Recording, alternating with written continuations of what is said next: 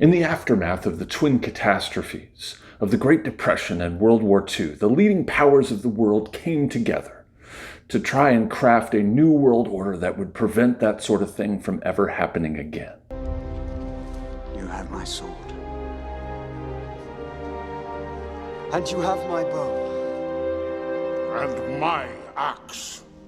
They thought that the problem had been caused by the short-sighted and selfish fiscal policies which had choked off trade, stifled prosperity, and put the world on a downward slope towards fascism and war. The solution was to be a new, more interconnected global economy, without any barriers to trade, where the countries of the earth could help one another through economic difficulties and foster greater prosperity for all. But did this vision of a mutually beneficial economic order truly deliver on its promises? Or has globalization simply been BS? That's what we're here to talk about.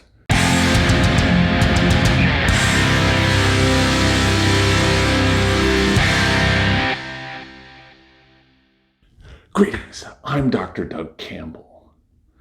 And the origins of the modern interconnected global economy can be found at the Bretton Woods Conference held in New Hampshire in July of 1944. All of the major wartime allies were represented, including the Soviet Union, although it should be noted, we're not really going to talk about the state-managed socialist economies behind the Iron Curtain in this particular video. They were sort of their own thing and didn't really participate in the Bretton Woods system, even though they were present at the conference. The leading figures at Bretton Woods were the British representative John Maynard Keynes and the American Harry Dexter White. Of the two, Keynes was undoubtedly the most well-known. Indeed, probably the most celebrated economist on planet Earth. If it is possible to be an economic celebrity, which I guess is a thing, he certainly was. Even though treatments of Bretton Woods tend to highlight Keynes's contributions to all of this, probably as much or more is due to White's contributions. He was more dogged and kind of detail-oriented than Keynes, and all things considered, by this point, the United States was definitely the senior partner in this relationship with Great Britain. That said, the principles of Keynesianism, as Keynes's economic theories had come to be known, were definitely represented in the agreements that came out of Bretton Woods.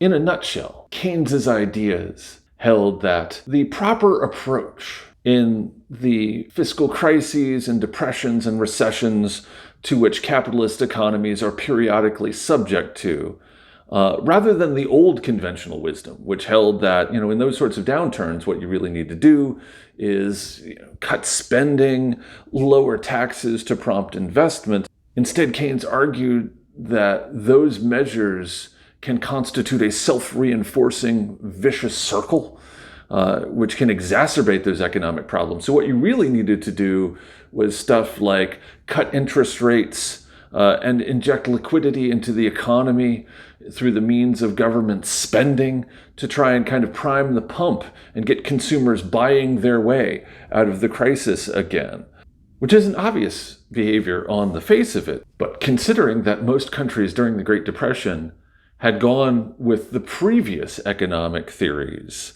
which had proven themselves to be dramatic failures, and likewise had also thrown up trade barriers and attempted to devalue their currencies to boost exports, a series of measures that were often referred to as beggar thy neighbor to try and highlight their own prosperity at the expense of the other countries of the world, really hadn't worked at all, and indeed seemed to have made the problem worse.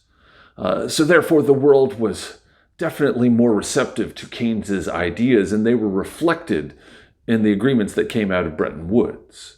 And what was ultimately created as a result of this conference were a couple of important institutions that are still around today.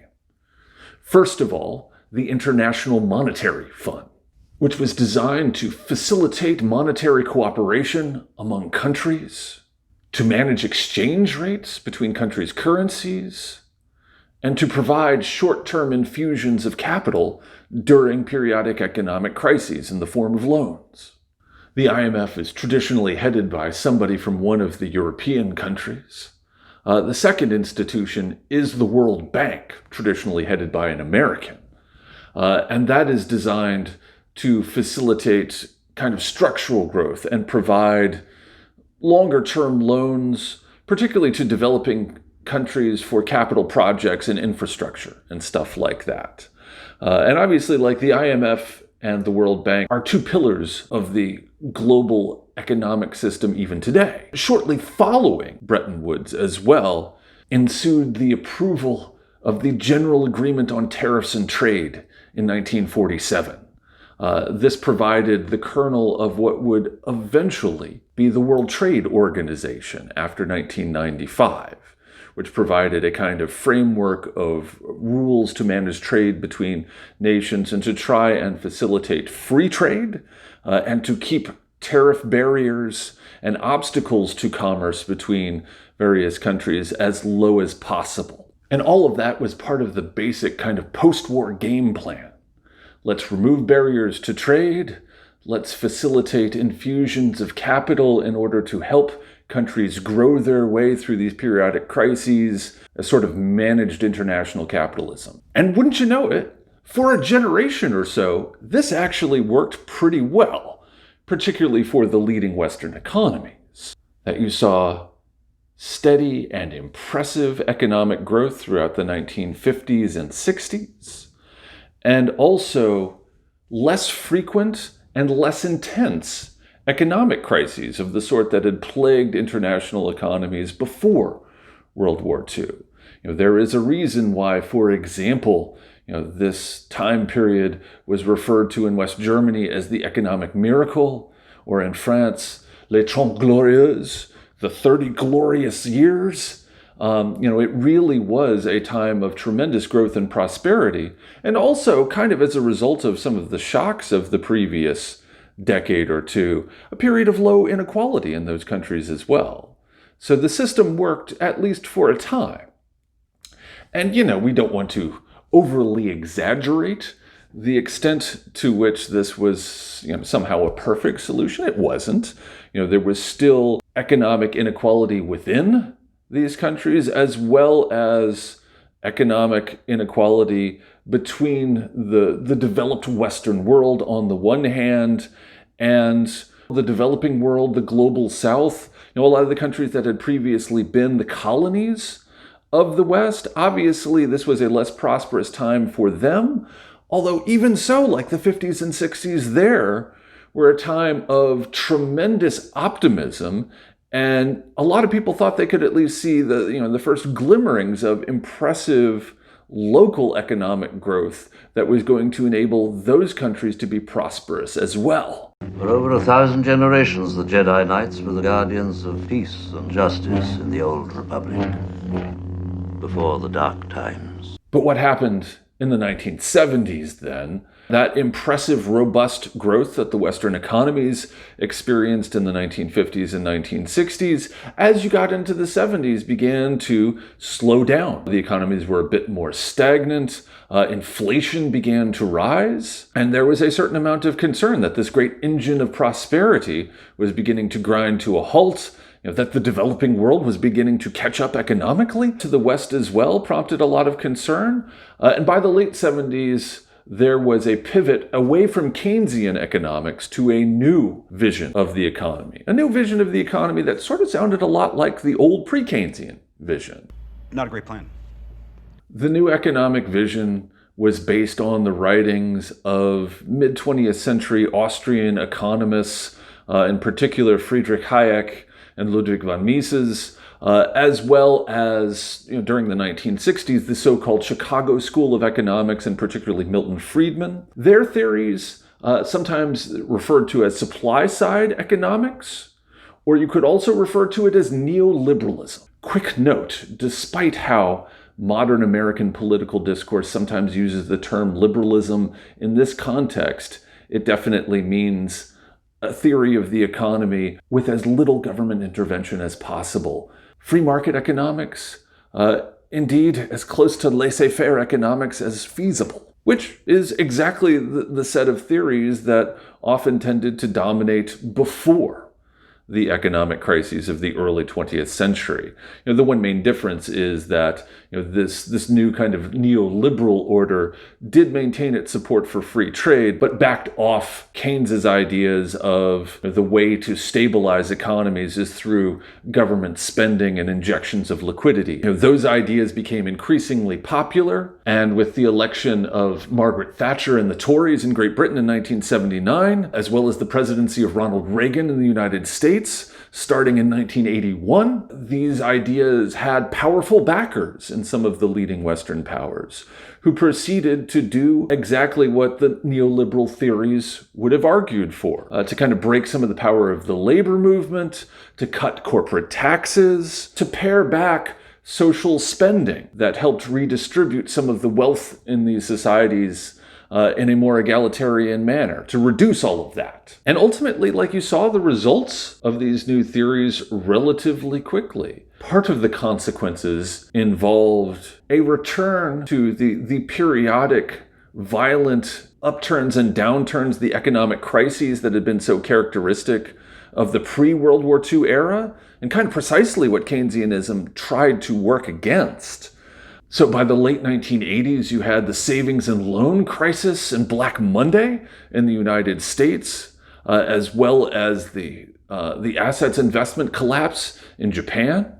In the late 1990s, you had an economic crisis begin in Asia that quickly spread to all sorts of other places in the world, particularly South America and Russia. That was followed up about a decade later by the so-called Great Recession of 2008, which affected more or less everywhere. Even more than a decade later, the world was still trying to bounce back from. And as I record this video in the year 2020, obviously we are smack dab in the midst of another economic catastrophe, this time brought on by the spread of COVID-19.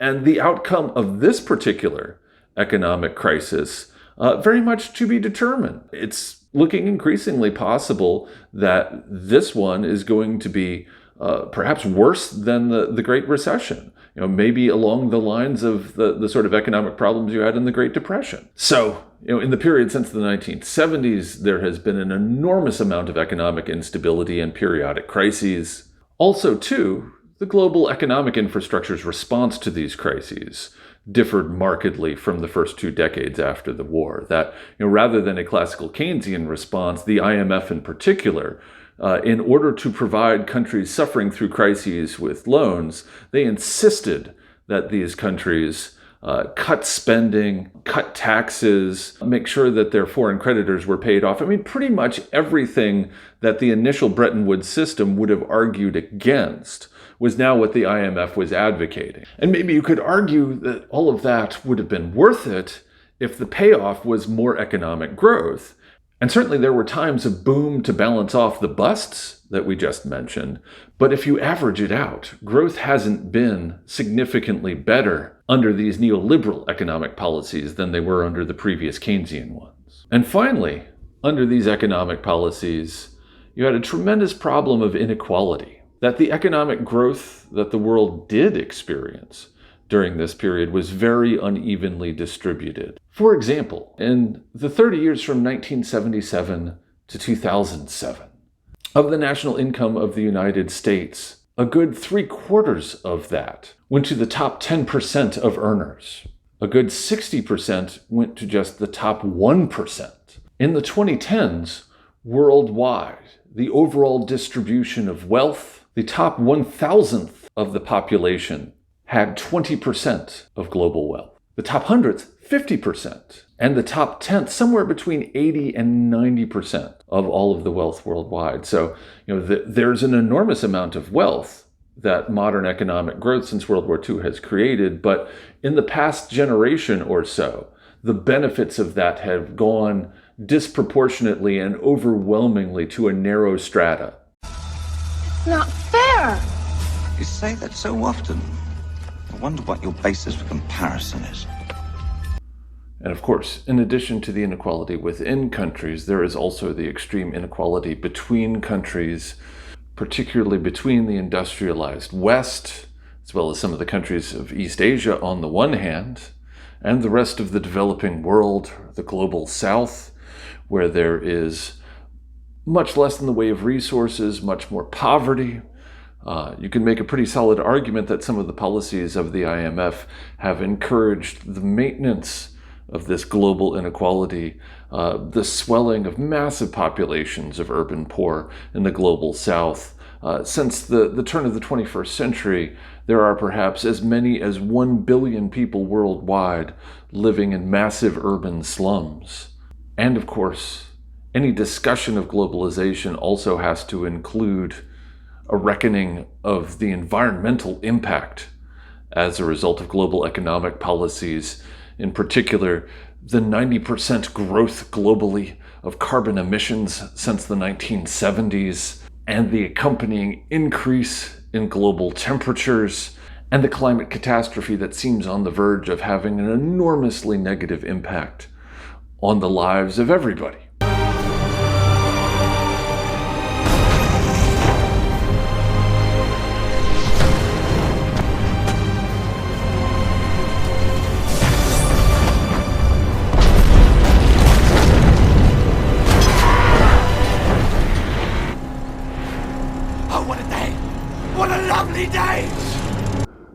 Some recommended reading on this topic.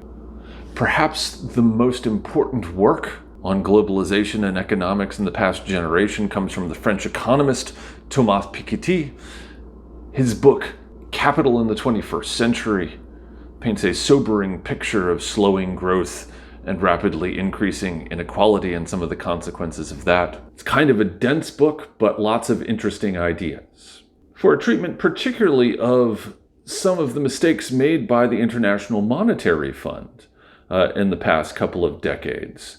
Might check out the Nobel laureate and American economist Joseph Stiglitz's Globalization and its Discontents from 2002, where he criticizes some of the IMF's policies and how they have led to increased poverty and inequality in the developing world, rather than the prosperity that they were designed to produce. On neoliberalism in general, the left-wing historian David Harvey's A Brief History of Neoliberalism from 2007 gives a concise rundown of the rise of neoliberal economic theories and political movements.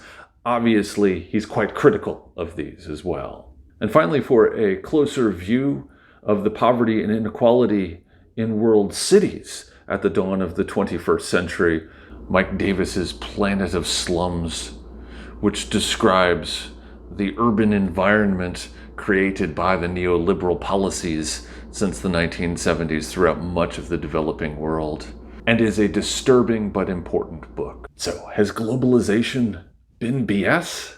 That's hard to answer definitively, I guess. Clearly, it's been a super important phenomenon, and one that was probably going to happen inevitably, given the entire thrust of human economic development during the capitalist era, the Industrial Revolution, the rise of new trade networks. Like, this was going to happen in some form, and there's no way we could possibly undo it. Like, we are, for good or for ill, living in a world that is increasingly closely tied together by these economic bonds.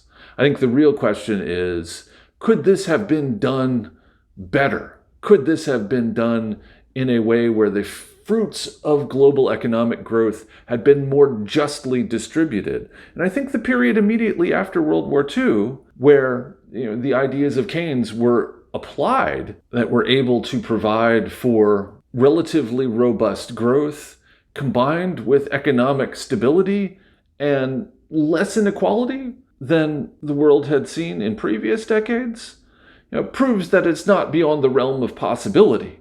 Everything that has gone on in terms of the global economy since the late 1970s has been significantly more ominous than it needed to be. Or to put another way, I'm going to go ahead and say that globalization, since the 1970s at least, has indeed been BS.